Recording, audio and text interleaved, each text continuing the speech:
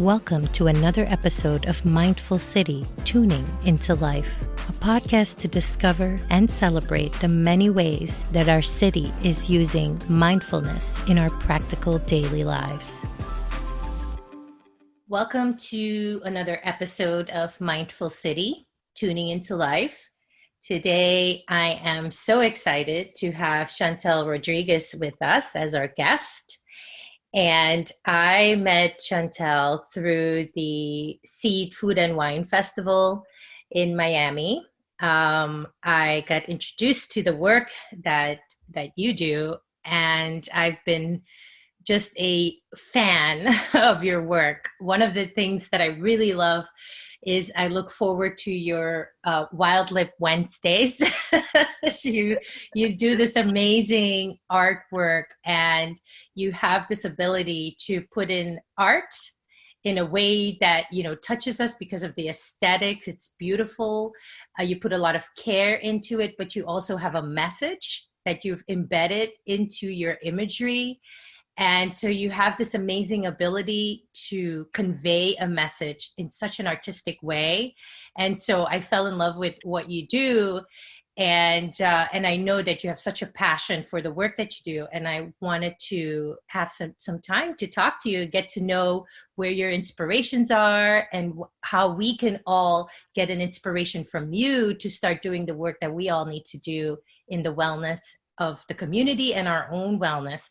So I wanted to welcome you to the show. Welcome, Chantel. Thank you so much, Helen, for that beautiful introduction. And I'm so excited to be here. I know it was kind of a long time in the process. And again, thank you for your patience and working with my crazy schedule. But I'm so honored to be here and chatting with you. I'm looking forward to it. Thank you so much. And I always find that it's best when someone tells their own story, so I don't doctor it up or make it any different. But one thing I do know of you as a wellness entrepreneur, you're an artist and an educator, and you've really created your own genre on how you want to do this. And I think that's amazing as an individual, but as a woman, for me, it's inspiring to see that. Could you tell me a little bit your story of how you got to this work? Yeah, absolutely. So my story is kind of a long one. I can try to condense it as much as possible, but for the most part, I would say my interest in mindful living and in health and wellness really started with the pregnancy of my son. Wanting to just be the best version of myself, so that ultimately it would translate to his life and how he would live and the habits that he would develop and the things that would be his normal. So it really came down to me doing a lot of internal work and trying to figure out, what is my purpose? How do I want to make an impact on this world? How can I live more mindfully? How can I become more mindful of the things that I put in my body and on my body? So it became this huge journey that was almost overwhelming at first, truthfully, because there's so much information and there's so much, just different judgments and levels to conscious living, if you will. There's so many different elements and variables involved. So what I wanted to do during the process in really discovering myself and how I wanted to live my life is make sure that once it's a never-ending journey, really, right? Because you never really you're never really fully enlightened. There's never really an end point to it, right? There's always room for growth. But now that I'm in a much more established and healthy and thriving place in my life, for my work, I really wanted to make sure that people could relate to me, and because I relate to their journey and I understand what it feels like to just kind of have no idea where to start and what to pursue and what information is false and valid, and just be a real down-to-earth source for people. So to your point in saying that I created my own genre, thank you. I guess why that is because I wanted to make sure that it was, again, as relatable, as non-judgmental, as welcoming as possible, as creative as possible. I think there's a lot of the same thing being done over and over in the wellness space. So I wanted to mix it up, make it more just inviting and creative and fun, and and something different and exciting. So my journey, yes, it started with the pregnancy of my son, and just, you know, continually developed from that, and then, you know, into business and just a whole pot of goodness. I think it's interesting that when we care for someone, we have so much enthusiasm and energy to find ways to make their life better. And then sometimes then we start to understand our own care, right? Because Yeah. you know, you're saying your child, you want the best for them, you want to make sure that everything. And it's interesting how we sometimes didn't do that even for ourselves, but in this process of serving someone else, you know, our own creation, then you really start to see how much more we can do even for ourselves. What has that been like, you know, turning that around to your own self-care journey? Because that's something that I see that you write about quite a bit on your blog and share and encourage us to do. What has that journey been like for you? Well, I think it's kind of spot on what you said. I was a person who was way more involved in serving others than really taking the time to serve myself. And I think a lot of that has to do with my upbringing, because my parents were that way. They're just so giving, and it really, you know, translated and affected me into who I was as a person, which is a good thing. But you do need to turn around and make sure that you're filling your own cup, right? Because when you continue to pour into people, and then it becomes draining at some point, and you have to turn around and make sure that you're well taken care of. And I think that became a huge reality check, especially after starting my blog, which initially kind of wasn't even my idea. It became that in my journey into wellness and health, I started learning more about natural remedies and ingredients and different mindful practices and things. And I just organically became this go-to person for the people that I love, who would come to me for questions if they weren't feeling well, like, hey, what herbs do you recommend? Or if I'm feeling anxiety, what practices are you doing? And I just became this kind of, like I said, organic, you know, person, to the go-to person. So I thought, well, maybe a blog would be a lot easier, instead of me having to continually just one-on-one offering this information. If it could just be all housed in one place where people could come and access this information and these resources. So that's how my blog originally became a thing. And then, you know, that takes a lot of energy, especially as a new mom. And I was, you know, working from home and was just pursuing blogging full time and really trying to make it a lucrative and monetize it as best as I could. And it became overwhelming. And in your passions, the worst thing that can happen is when you love something, you start something because you love it, and then it becomes so stressful that it's not even enjoyable anymore. It's the worst thing that can happen to us. So it's a fine line. It's a balance. It's understanding the importance of setting boundaries, the importance of self-care practices, of mindfulness, you know, activities, whatever that may look like for you individually, incorporating that daily into your routine so that you can continue to show up and serve at your full capacity while still maintaining the balance and the, you know, the what you need internally to continue to do that work. So yes, self-care is huge part of something that I advocate for.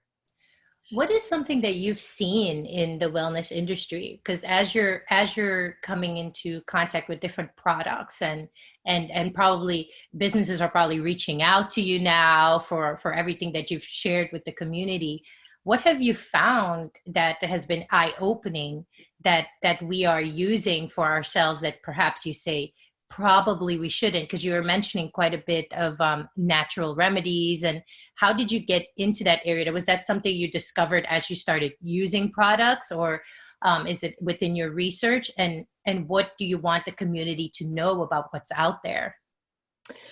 Yeah, so it's like I said, it can seem overwhelming at first, because initially, to answer your question, yes, it was as I continued to do research, I started to learn more and more, and you kind of go down this rabbit hole of like, oh my gosh, there's so many toxic, potentially harmful chemicals in a lot of the things that we use, from deodorant to toothpaste to beauty, like foundation and makeup and then food.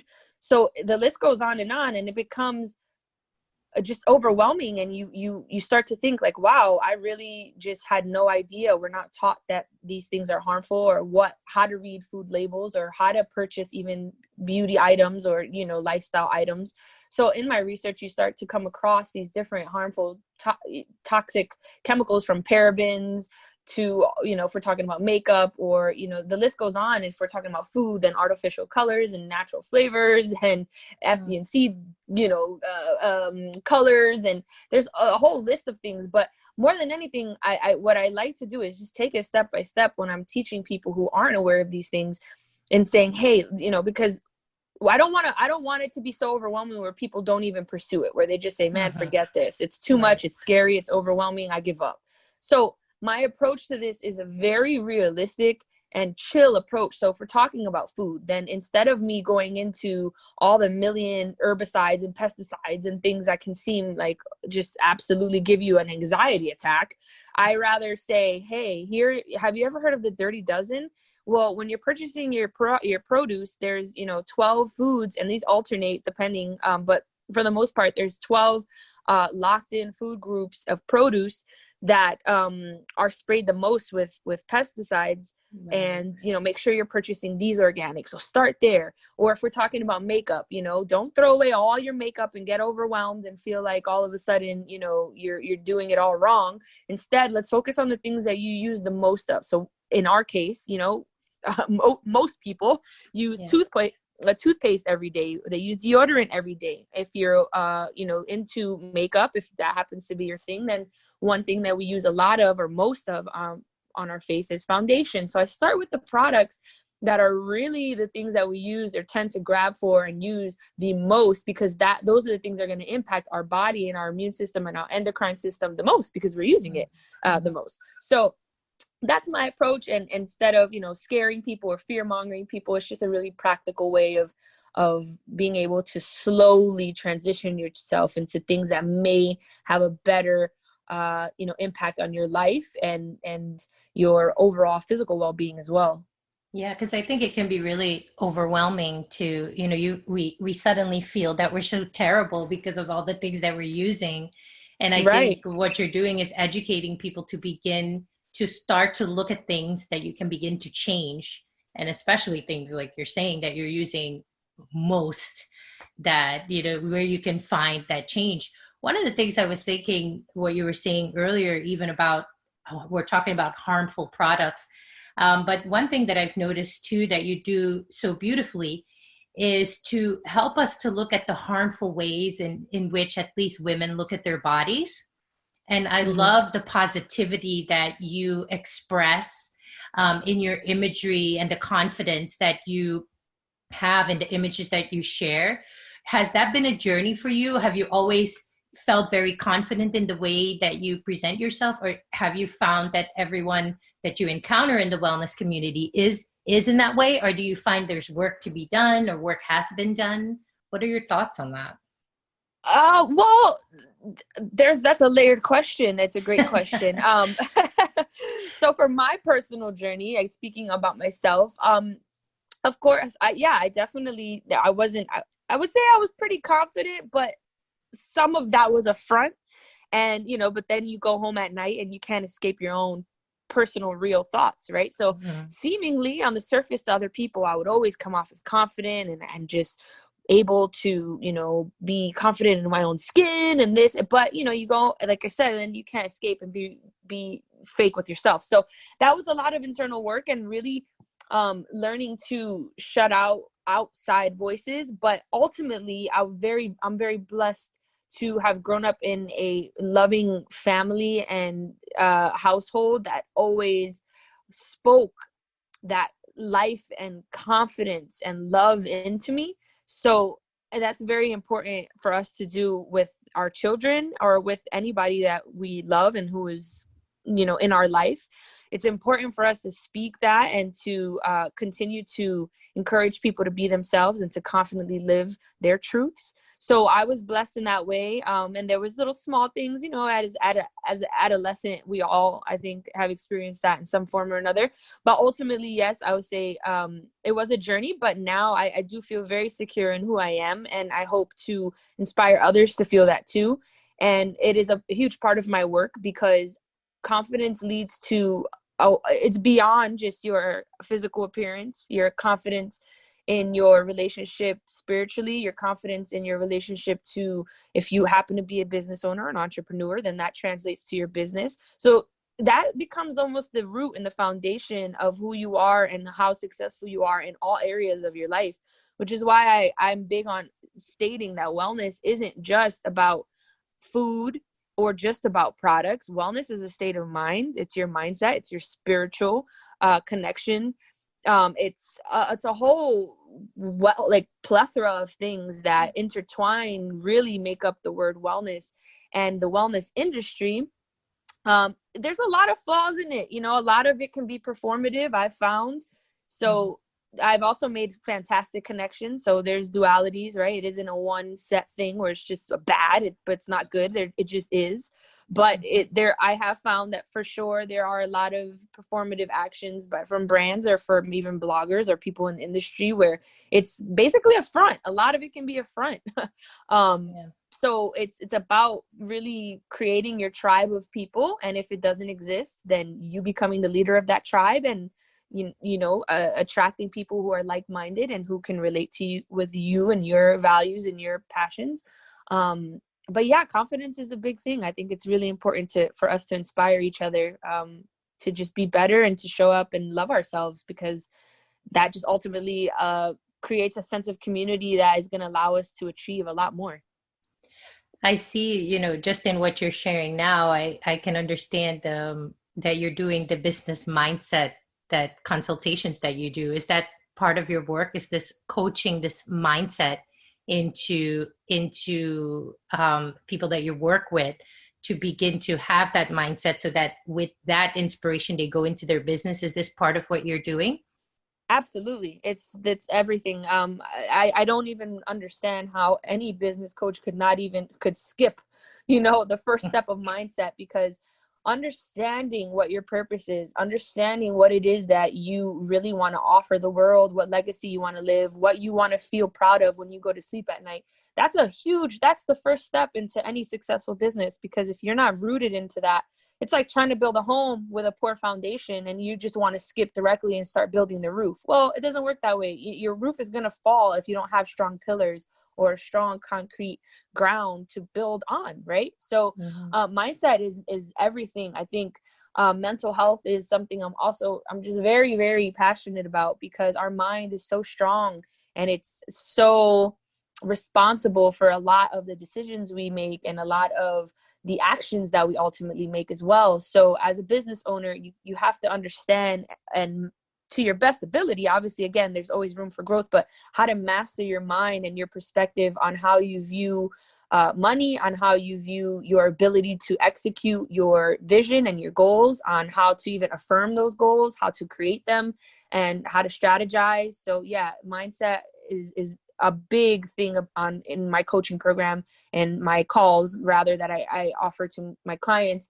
That's the first step in understanding where they are and then how we can improve on that. Because I can try to sit here and tell you about strategies for your business all day, but if your mind doesn't believe that they're going to work or that you can actually achieve it, it's falling on deaf ears.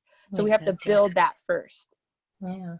Well, speaking of mindset, one thing that I recently have encountered, because also you and a few others who I've met through the Food and Wine Festival, has been this work that you all are doing in the food wellness equity, this collective that was recently created, and something that, of course, the last few months, we have all spent time really looking at the wellness community, specifically the community at large, but in the wellness community specifically, to see, are we seeing the variety of people that are in our community, the variety of experts that we see? Are we noticing that in our social media feeds? Is there really a true display of the quality and the experts that we have when people of color, BIPOC community. And so this collective really sparked an interest in me too, to see this happening, because several of you that I've come to know are part of this collective. And I wanted to kind of see what is your inspiration in that. I know that you're a part of the founding group of this, and could you share a little bit about what's happening? Sure. Yeah. So the Food Wellness Equity Collective was actually founded originally by two women that I actually have come to know and develop a personal relationship with. They're great people, Sanja and Yoli, and they had this vision originally to for that. I mean, there was a negative space there on representation, on equity, on anti-racism, and how these things were not really being incorporated into the food. There was a huge gap. And so she reached out to, I want to say there's 20 of us, if I'm not mistaken. And we are in the beginning stages of it. But what it is a collective of different people from all different walks of life who ultimately are involved in the food or wellness industry. But there's, chefs, there's recipe developers, there's content creators, there's just all kinds of amazing thought leaders in this space, and I'm honored to be among them for sure. But our goal ultimately is to provide resources and education and be of service to people, to really show, for on the content creation side, how you can be a lot more active and advocate for more equality and more anti-racism work, and how to represent really for people of color. And then more on the public side, there'll also be resources for just anybody who doesn't necessarily work in the content creation space, but who still wants, relatable and accessible information on food and wellness. So right now, that's exactly what we're working on. We are developing different resources to make that available for both those groups of people, content creators and the public. And it's such an exciting thing, because as you mentioned, we're not being, as a Latina, and as I consider myself obviously a person of color, we are very poorly represented. And this is just the facts. This isn't an opinion at this point. And I think we collectively feel the responsibility to show up for our fellow people of color, and to also educate people who are not a person of color, but how they can incorporate this into their work, into their content, and utilize their platforms to really uplift the voices of people of color as well. So it's really exciting, and it's incredible what we have just been able to accomplish within these past 2 months.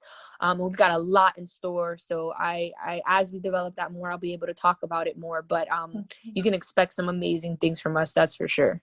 Yes, I'm so excited. You said two words that really stuck with me when you said relatable and accessible. And I think these are two very important reasons why there is a little bit of an inequity. A little bit is not the word. Yeah, exactly.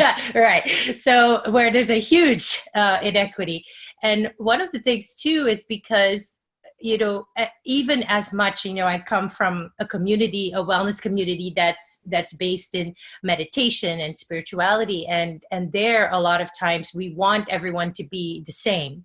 And there should be oneness, right? Because that's kind of that whole aim in spirituality. And I think sometimes we miss the mark that we have different bodies, though, that we have to deal with. These bodies they have a different DNA structures and things that are genetically work differently. And by not acknowledging that, so there is an inequity, because the information that's out there is not always related to my body type, my racial body type, or my DNA, my genetics.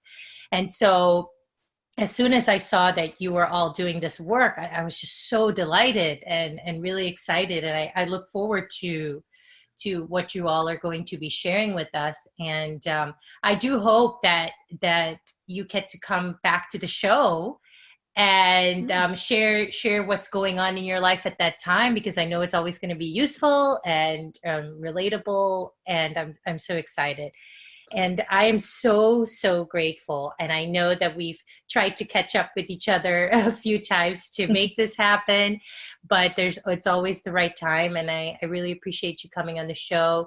From all of us, from myself, I just want to thank you for the work that you're doing. I've learned a lot from you, and I continue to be inspired by the work that you do. So please keep doing that for all of us. Thank you. I promise I'm not going anywhere anytime soon. I'm so, just delighted to have been invited. Thank you so much. And yeah, I love to connect with others. So please, if you have any questions about wellness or mindset, or even, you're developing your business concept, feel free to reach out to me. I love to be of a resource as best as I can. And I thank you again for having me. Thank you. To find out more about Chantel and the waves that she's making in the wellness arena, visit her at chooseloveblog.com.